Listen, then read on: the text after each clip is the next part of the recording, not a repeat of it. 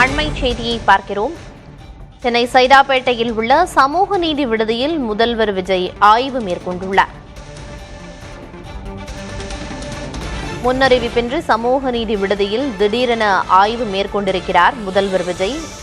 சென்னை சைதாப்பேட்டையில் உள்ள சமூக நீதி விடுதியில் முதல்வர் விஜய் ஆய்வு மேற்கொண்டார்.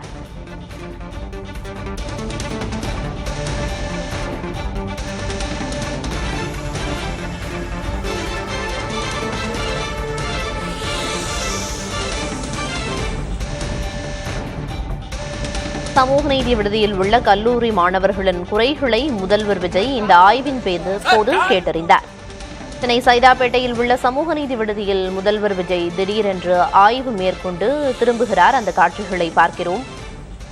திமுக ஆட்சியில் 44 கோடியே 50 லட்சம் ரூபாயில் திறக்கப்பட்ட 10 மாடி புதிய கட்டடத்தை முதல்வர் விஜய் ஆய்வு செய்தார்.